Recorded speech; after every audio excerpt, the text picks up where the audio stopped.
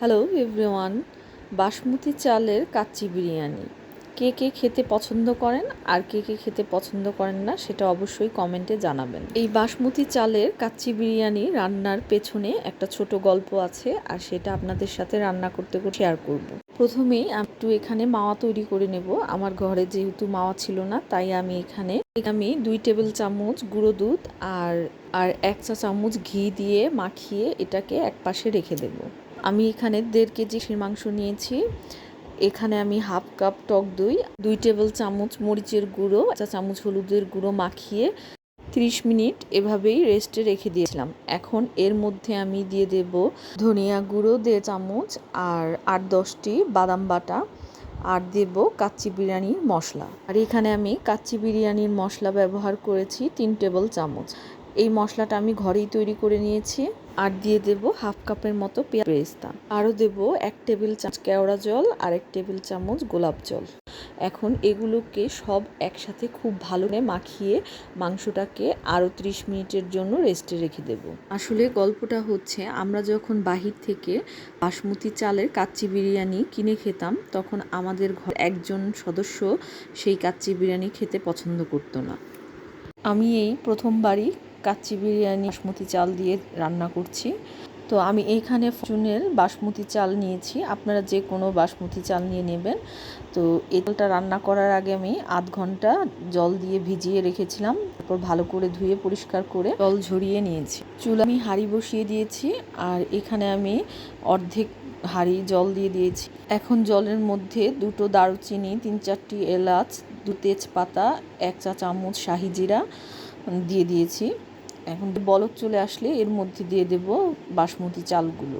আরও দিয়েছি বেশ খানিক পরিমাণ লবণ, আর লবণটা দিতে হবে এমনভাবে জল মুখে দিলে যেন মনে হয় জলটা নোনতা হয়েছে। চালগুলো 6 থেকে 7 মিনিট সেদ্ধ করে নেব।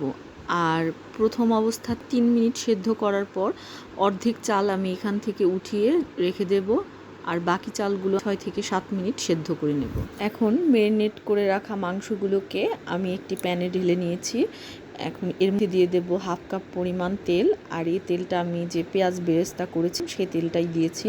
আর দেব 2 টেবিল চামচ পরিমাণ ঘি। মাংসর সাথে সবগুলো উপকরণ খুব ভালো করে মাখিয়ে এর মধ্যে দিয়ে দেব আলু। এই আলুগুলো আমি একটু জর্দা রং মাখিয়ে তেলে ভেজে নিয়েছি হালকা করে। এখন এর মধ্যে দিয়ে দেব 1 চা চামচ কেওড়া জল, 1 চা চামচ গোলাপ জল। আমি যে চালটা 3 মিনিট সিদ্ধ করে উঠিয়ে রেখেছিলাম সেই চালটা প্রথমে দেব, তারপর এর উপরে আমি যে মাওয়াটা তৈরি করে রেখেছিলাম সেই মাওয়াটা হালকা করে ছিটিয়ে দিব। ছিটিয়ে দেওয়ার পর এর উপরে দেব কিশমিশ, আলু বোখারা আর বাদাম কুচি করে, আর কিছু পেঁয়াজ বেরেস্তা। আরও দেব 1 টেবিল চামচ পরিমাণ ঘি। এগুলো দেওয়া হয়ে গেলে আমি যে পরে 7 মিনিট চালটা সেদ্ধ করে রেখেছি সে চালটা এখন উপরে দিয়ে ঠিক যেভাবে সব কিছু দিয়েছিলাম ঠিক সেভাবে উপরেও আমি মাওয়া, কিশমিশ, আলু বোখারা আর পেঁয়াজ বেরেস্তা, বাদাম কুচি দিয়ে এগুলোকে খুব সুন্দর করে সাজিয়ে নেব। সব কিছু দেওয়া হয়ে গেলে এখন এর মধ্যে কিছু আস্ত কাঁচামরিচ দিয়ে দেব। আরও দেব 1 টেবিল চামচ পরিমাণ ঘি। আমি যেহেতু প্রথমবারের মতো এই কাচ্চি বিরিয়ানি তৈরি করেছি, তো আমরা এই কাচ্চি বিরিয়ানি খেতে পেরেছিলাম কিনা সেটাও আমি আপনাদের শেষে জানিয়ে দেব। যখন সব কিছু দেওয়া শেষ হয়ে যাবে তখন এর উপরে আমি হাফ কাপ পরিমাণ দুধের সাথে 1 টেবিল চামচ পরিমাণ ঘি দিয়ে এর উপরে দিয়ে দেব। আর এখানে আমি একটু জর্দা রং গুলে নিয়েছি, আর সেটাকে আমি ছেনি দিয়ে একটু ফাঁকা করে এই রংটাকে দিয়ে দিলাম। এখন আমি ঢাকনা দিয়ে ঢেকে দেব, আর আপনারা দেখেই বুঝতে পারছেন যেন ঢাকনা থেকে ভাপটা বের না হয়ে যায়, তাই আমি আটা দিয়ে এটাকে আটকে দিয়েছি।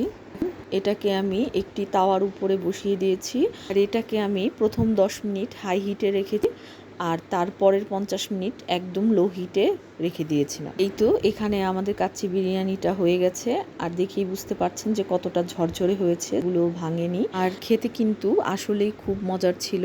আর ফার্স্ট টাইম রান্না করে আমার মনে হয়েছে যে আমি খুবই ভালো রান্না করেছিলাম। আপনারাও ট্রাই করে দেখতে পারেন। ভালো লাগলে লাইক, কমেন্ট, শেয়ার করতে ভুলবেন না। ধন্যবাদ।